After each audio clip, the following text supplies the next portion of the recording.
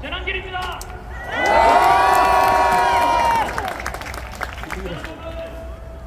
내가 믿는 하나님의 말씀이 담긴 성경책에 손을 얹고 기도하는 마음으로 시작하겠습니다. 저는 하나님을 사랑합니다. 아멘. 그리고 대한민국을 사랑합니다. 아멘. 기독교는 가톨릭이든 불교는 종교의 자유가 있고 교회의 자유가 있고 자유를 대한민국에 놓고 종교의 자유가 없고 사탄과 코인의 자유가 없는 중국과 전체주의 공산주의 한정권을 싫습니다. 저는 오늘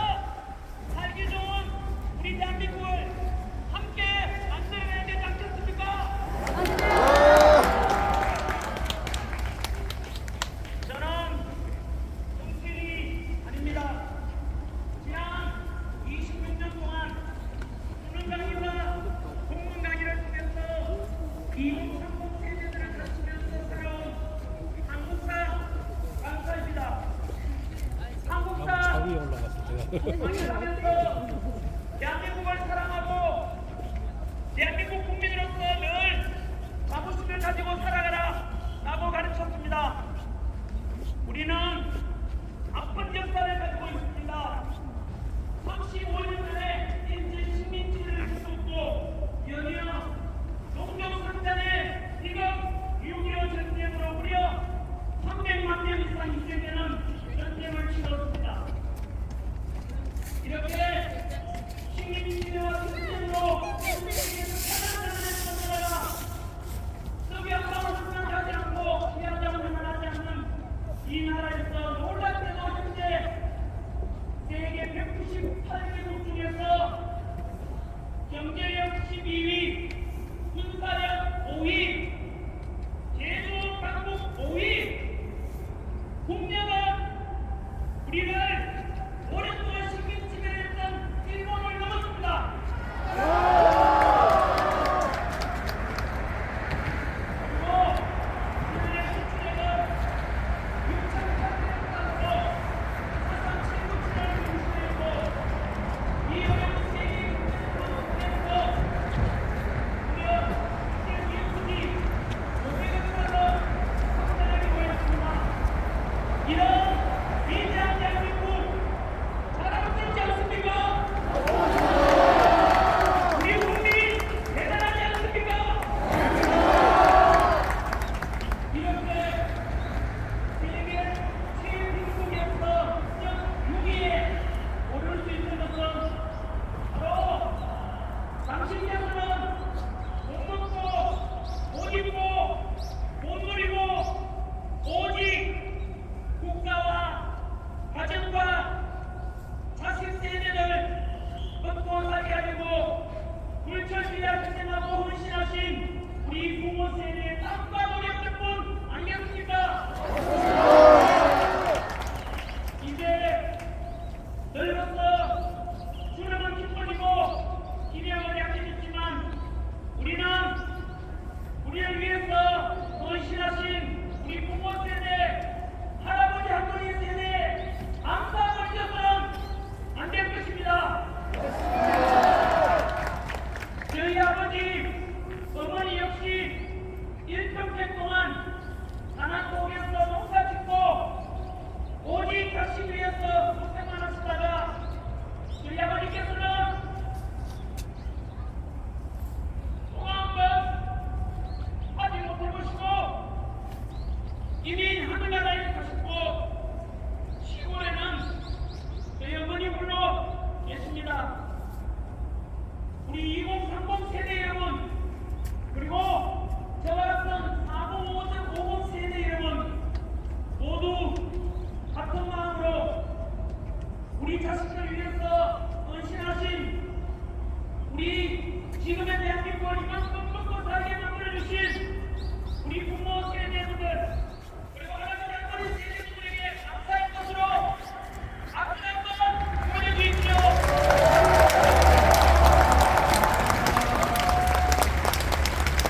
그리고 아버지분께서 살아계십니다. 예수님 나라에 건너십시오. 그리고 지금까지 한손에는 성경이 들고 한손에는 구멍이 들고 오직 대한민국과 든든한 한미 동맹을 위해서 애써주셨던 우리 의료진분들께 다시 없어도 또 빗사가게 화났던 것에 대해서 사과드리고 용서를 구합니다. 이런 분들의 행동이 실수인 옳았습니다. 이 실천해 주시고 오직 애국의 마음으로 직접 현장에 나와주시고 목소리 내주신 어르신들 덕분에 지금 우리가 있으니 이제 오늘도 지금은 다행히도 둘러보시면은 이제는 2030 세대분들이 더 많습니다.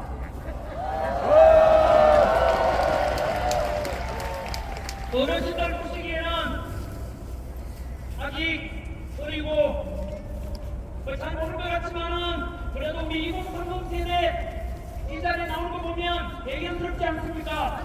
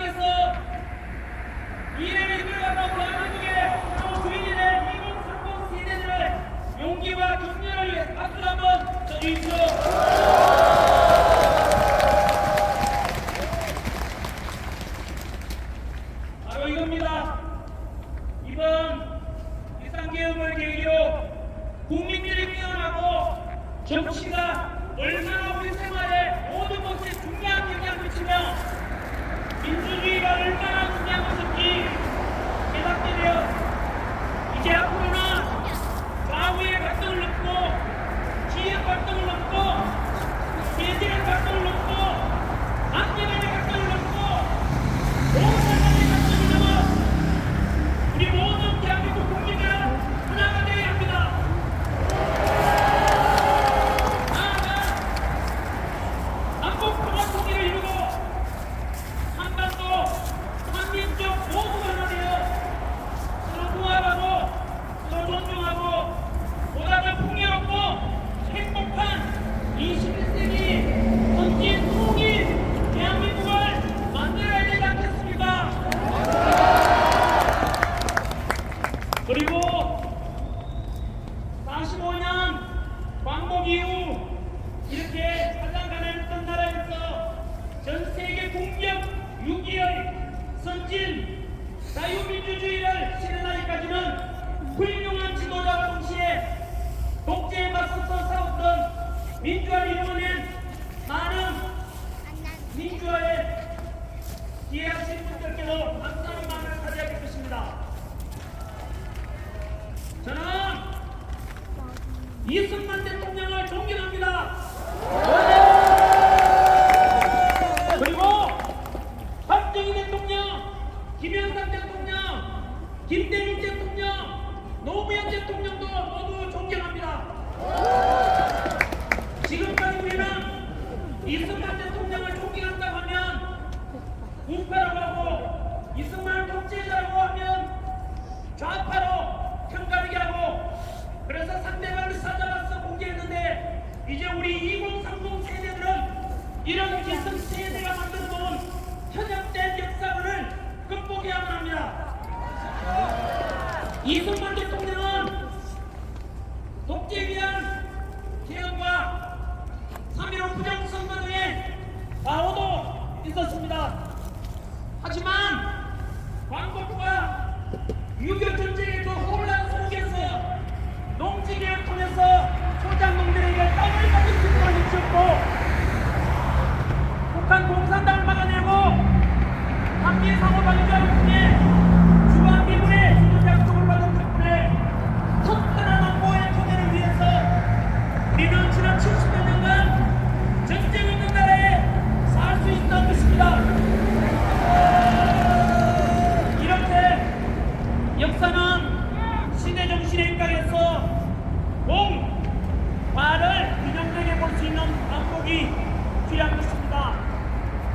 박정희 대통령 역시 유신 독재의 과오도 있었지만 경제 성장의 1등 공신인 것은 아무도 부인할 수 없을 것입니다.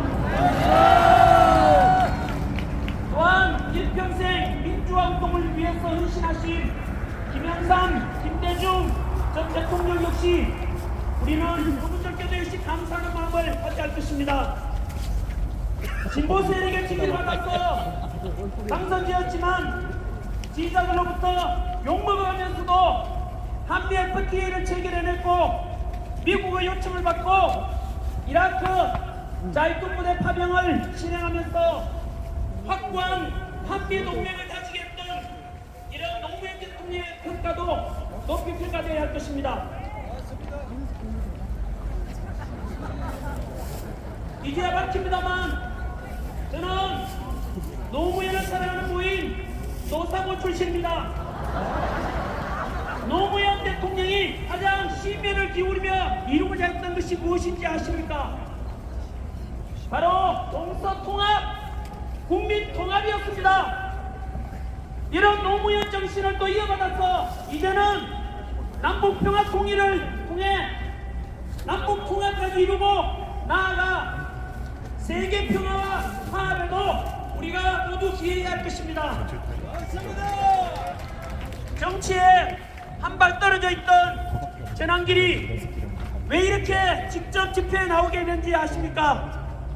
지난 12월 3일 비상계엄이 선포되었을 때 저는 비상계엄은 미친 짓이다, 21세기 선진 대한민국에서 무슨 비상계엄이냐고 비판하는 영상도 올렸습니다. 하지만 탄핵 정국 50여일을 지나면서 놀랐던 사실들이 많이 드러났습니다.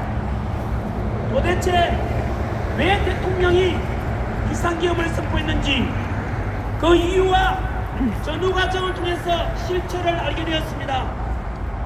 우리 현대사에서 거대 야당의 입법 폭주와 함께 무려 29차례의 탄핵으로 결국 대통령도 탄핵되고 국무총리도 탄핵되고 범죄자를 수사하겠다는 중앙지검장과 검찰도 탄핵시켰고 부정을 감시하는 감사원장도 탄핵.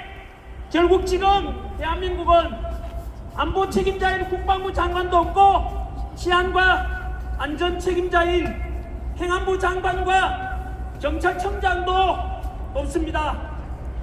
이런 시국에 대행의 대행마저도 말 안 들으면 또 탄핵하겠다고 협박하고 있는 상황입니다.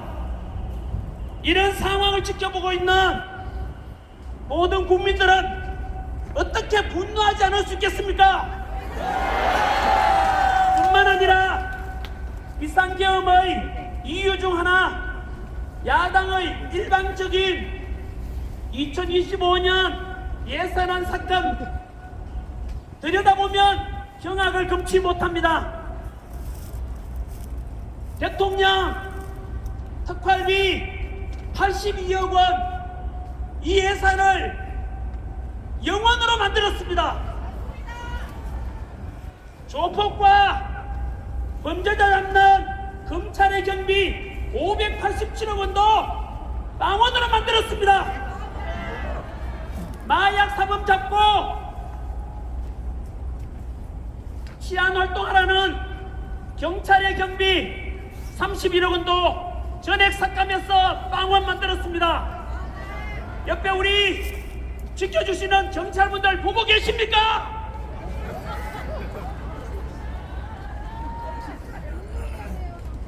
청년 일자리 지원과 육성 예산 15억 원마저도 삭감하고, 더 충격적인 것은 요즘 병장 급여 인상으로 상대적으로 직업군인 사기가 너무 바닥인데, 그래서 평생은 초급 간부에 처우 개선 예산 141억 원도 삭감했습니다. 이런 것을 보면서 과연 야당은 예산 삭감한 이유가 진정으로 국민을 위한 것이 맞습니까? 아니, 이렇게 대통령 경비 82억 원 전액을 삭감해서 망원으로 만들어버린다는 것은, 가정으로 치면 돈 하나도 안 주고 집안 살림 살아라, 그것도 살기 싫으면 그냥 집 나가라는 것과 무엇이 다르겠습니까? 대통령도 우리 국민이 뽑은 대표입니다. 이런 상황을 지켜보면서 국민들은 이들이 과연 진짜 국민을 위한 정치를 하고 있는지 그 실체를 알아버린 것이고, 이런 속에서 진행된 탄핵 정국 속에서 편파보도, 왜곡보도의 극단을 보면서 기존 언론에 대한 신뢰가 완전히 무너졌고, 덧도 보도 못한 우리법연구회, 국제인권법위원회, 국제인권법연구회 라고 하는 사법부 내에 정치적으로 편향된 재판을 일삼는 판사들도 알게 되었습니다.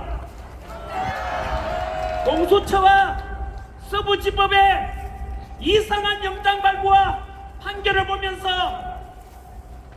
상식적으로 납득이 되지 않는 현직 대통령에 대한 예우는 하나도 없고, 일반 서민보다 더 잔인하게 온 세계가 지켜보는 가운데서 보여주기식 체포와 구속, 그렇게 법이 이상하게 집행되는 것을 보고 우리는 전 세계적으로부터 국제적인 비웃음거리가 되었습니다.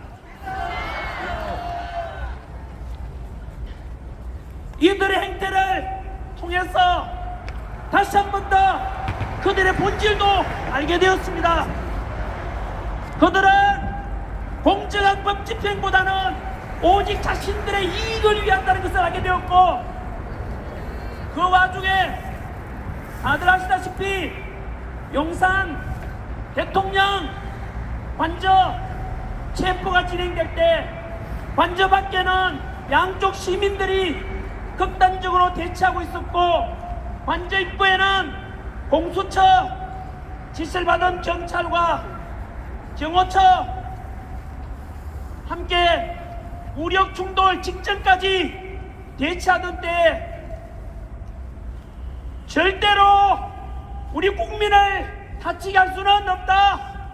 경찰도 경호처도 모두 우리 소중한 우리 국민인데 차라리 내가 잡혀가겠다, 이렇게 윤석열 대통령께서는 본인 스스로 희생을 선택했습니다.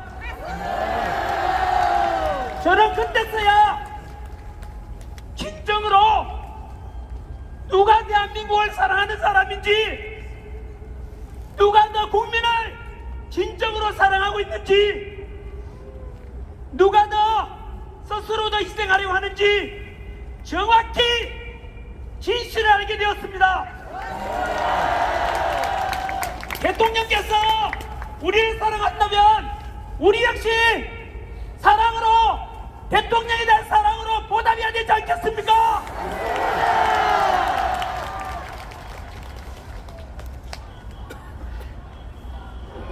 윤석열! 윤석열! 윤석열! 더 크게! 윤석열! 윤석열! 윤석열!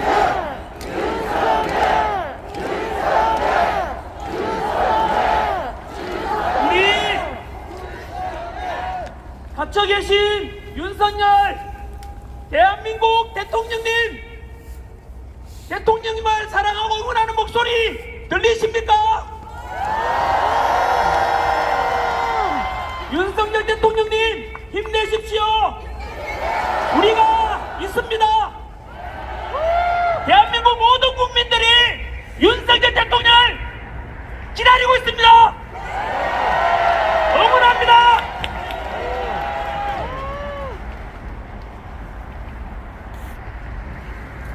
요즘 어떤 사람들은 비상계엄을 계몽령이라고 부르는 사람들이 있습니다.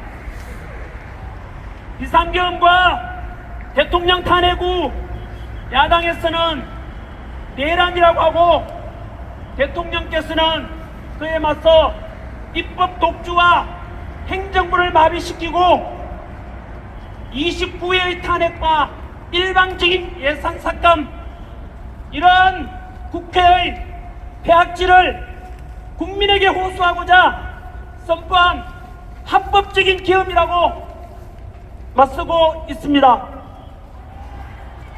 그런데 저는 법적으로는 전문가가 아니어서 자세히는 모르겠지만 상식선에서 한번 생각해보면 역사적으로 왕이 통치하던 시대도 그렇고 현대사에 와서 대통령이 통치하는 시대에서도 대통령이 내란을 일으켰다, 그런 역사는 사례가 없습니다.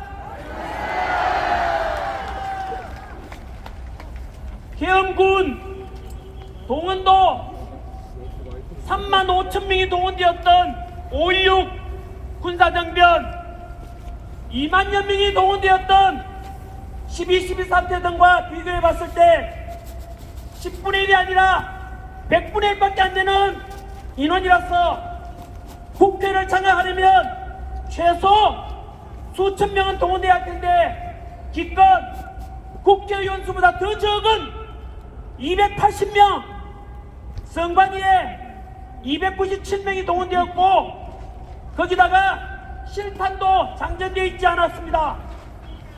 그리고 계엄 선포 후 불과 2시간 만에 대통령은 국회의 계엄 해제 요구에 따라서, 의결에 따라서 당연히 법을 따라야 한다면서 6시간 만에 비상계엄은 없어졌습니다. 아마도 일찍 잠든 분들은 자고 일어나 보니 뉴스 보니까 간밤에 계엄의 시작과 끝이 모두 난 상태라는 것을 알게 됐을 겁니다. 아무튼 저는 분명히 비상계엄은 잘못되었다라고 생각은 합니다. 하지만 재판을 끝내봐야 할 것이므로 많은 국민들이 계몽령이라 하기도 하는데 여러분들께서는 어떻게 생각하시는지 모르겠습니다. 저는 앞에 수많은 사례들을 통해서도 분명히 우리 국민들은 그동안 수면 밑에서 감추어졌던 엄밀하고 또 우리가 무시고 넘겼던 것들이 이번 비상기업 계기로 다 모든 것이 드러나면서 우리는 실체를 보게 되었고 진실을 보게 되었고 그래서 국민들이 지금 다시 일어났고 이 속에서 비상기업 그리고 탄핵에 대한 찬성 집회들은 지금 반대 집회보다 인원이 없지 않습니까? 국민 여러분, 탄핵 반대 목소리가 들리십니까? 국민들이 이제 깨어났다는 뜻입니다. 이러니까 계몽령이 저는 맞다고 생각합니다.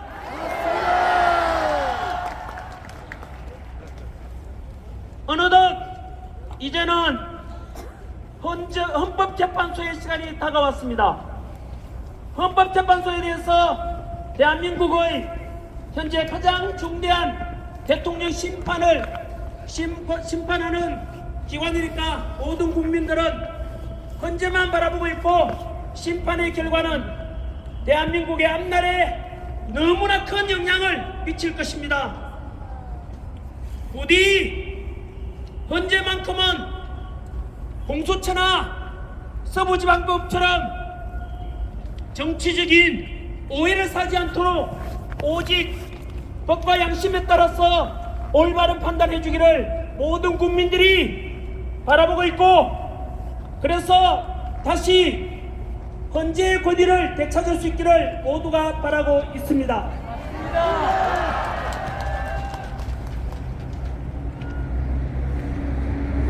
그런데 안타깝게도 이미 여러 불공정성 논란이 일어나고 있습니다. 먼저 국회 탄핵소추단이 헌법재판소에 대통령 탄핵심판소추 사유에서 형법상 내란죄에 해당되는 부분을 제외한 것을 두고서 논란이 본격화되었습니다.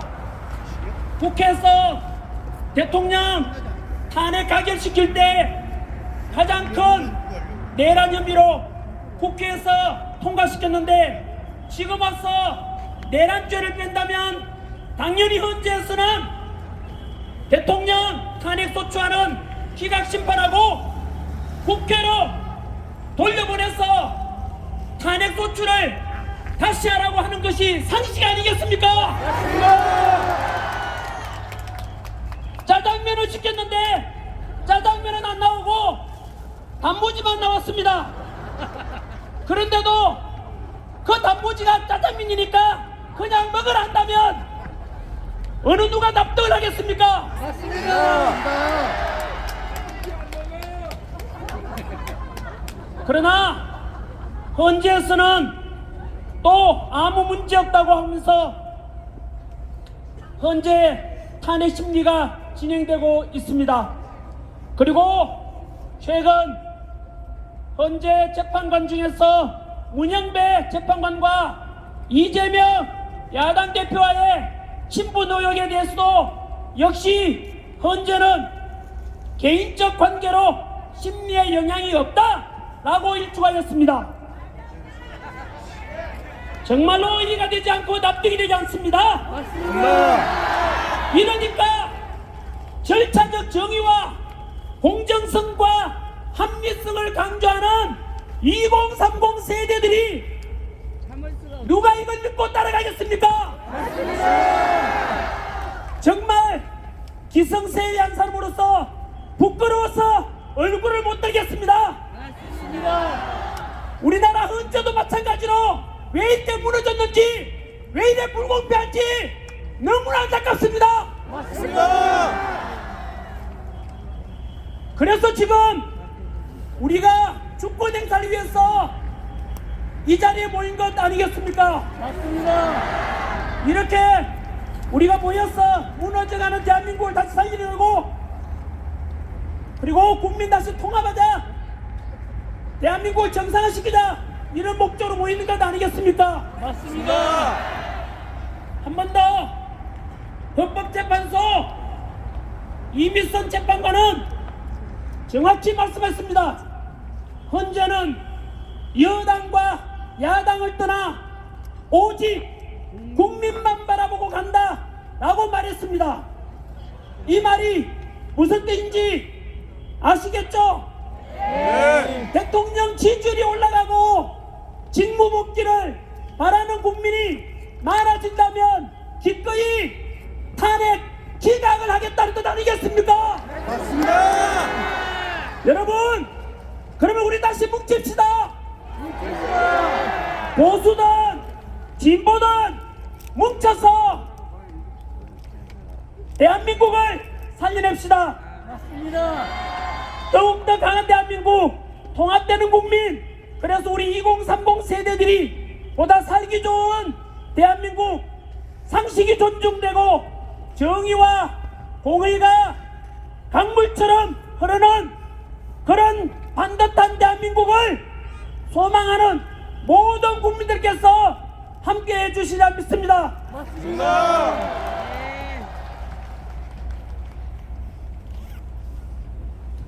한 번 더 강조드립니다. 비상계엄 직후에 10%까지 떨어졌던 대통령 지지율이 현재 마의 벽이라 했던 몇 퍼센트를 넘었다고요? 40%를 넘었고, 오늘 이 시간이 지나면 50%를 넘게 될 것입니다. 그리고 60%가 넘어가면 100% 탄핵 기각이 될 것입니다. 그리고 우리 윤석열 대통령께서는 다시 직무복귀하실 것입니다.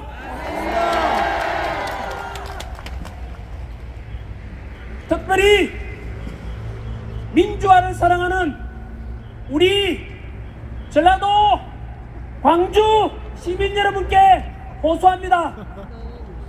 독재에 맞서서 민주화를 이뤄낸 주인공들 아닙니까? 저도 광주 망월동 묘지에 여러 번 갔었습니다. 5.18 광주 민주화운동 때 희생된 분들께 여러분들 덕분에, 희생 덕분에 지금의 대한민국 민주화가 앞당겨졌다라고 감사함을 잊지 않겠다라고 다짐했습니다.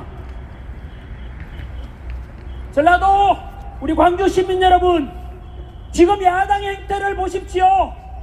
입법 독재와 일방적인 예선 삭감, 그리고 이로 인한 행정부를 마비시키고 대통령 탄핵과 29분의 탄핵, 이게 과연 민주적이고 말이 되는 이야기입니까? 거기다가 최근 들어와서 야당에 대한 지지율이 떨어지니까 그 여론조사하는 기관을 협박해서 이제 국민의 여론 눈과 귀마저도 가리려고 하고 있고, 카톡 검열이라는 현대사회에서 우리 민주화된 대한민국에서 상상도 할 수 없는 표현의 자유를 맛보자 하는 것. 여러분, 최근에는 대통령께서 비상계엄에 선포하실 때 국회보다 우리 선관위에 더 많은 계엄군을 보냈지 않습니까? 맞습니다. 다 합쳐도 집권대가 얼마 안 됩니다. 아까 말씀드렸지 않습니까? 5.16 군사정변 때 35,000명, 12.12 사태 때 2만여 명, 국회에 보내준 거, 우리 국회 얼마나 큽니까? 저기 집권에서 280명, 100분의 1도 안 됩니다, 여러분. 선관위 297명 갔다 해도 마찬가지입니다, 여러분. 이게 무슨 일 아닙니까? 초등학생 수준만 되어도 판단이 될 겁니다. 상식적으로 생각해도 국회를 잘 시작하고 헌정을 중단시키자 한다면은 수천 명은 최소한 국회에 보내야 되지 않겠습니까? 여러분, 며칠 전에는 지난주도 마찬가지로 이러한 선관위의 부정선거에 대한 의혹, 그동안 음모론이다라고 했지만 실제로 제가 조사해보니까 너무나 많은 의혹과 의심을 살 만한 점이 많았습니다. 맞습니다. 그 부정선거 의혹은 이재명 야당 대표도 부정선거 의혹이 있을 수 있다라고 말씀한 적이 있습니다. 야당 국회의원도 그 말씀하셨고 여당 국회의원도 그 말했습니다. 국회의장도 마찬가지로 선관위는 믿을 수 없는 의심스러운 게 너무 많다라고 이미 방송 보도 다 됐습니다. 저 역시 마찬가지로 선관위의 과거에 있었던 너무나 많은 비리들, 1200명이 넘는 인사채용 문제와 비리, 저는 제 수업을 듣고 구급 공무원들 가서 선관위에 근무하려는 목숨 걸고 공부하는 그 수업을 생각하면은 이런 것을 들으면은 진짜 피가 거꾸로 솟습니다. 맞습니다. 여러분, 이런 제가 선관위에 대해서 야당이든 여당이든 누구든지 간에 다 깨놓고 제대로 보고 가자. 그러면 선관위가 오히려 고마워야 되는 거 아닙니까? 더 투명성 있는 기관이 될 것이고, 그러면 얼마나 좋겠습니까마는 놀랍게도 제가 선관위를 비판했는데 민주당에서 전환기를 고발했습니다. 한 번 더 말씀드립니다. 전환기는 선관위의 많은 의혹과 문제에 대해서 지적했는데 민주당에서 저를 고발했습니다.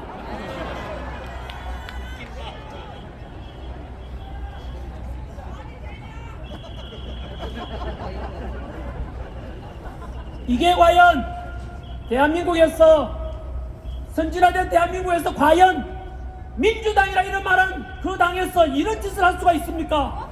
어떻게 국민들의 대상으로 카카오톡 금지를 하고 이틀만 해서 표현의 자유마저도 막고자 하는 것 보면 이게 과연 진심으로 민주당 맞는지 의심스럽습니다. 그리고 70년대, 80년대, 우리 90년대 민주화 운동을 해오신 분들께 여쭙고 싶습니다. 우리가 독재에 맞서서 싸우고 이뤄낸 우리가 꿈꾸었던 민주화가 지금 민주당이 행하는 이런 모습 맞습니까?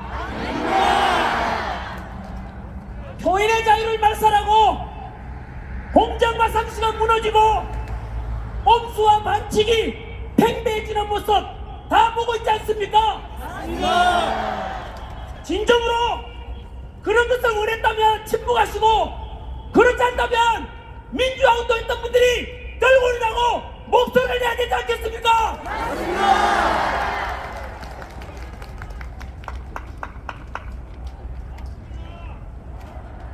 우리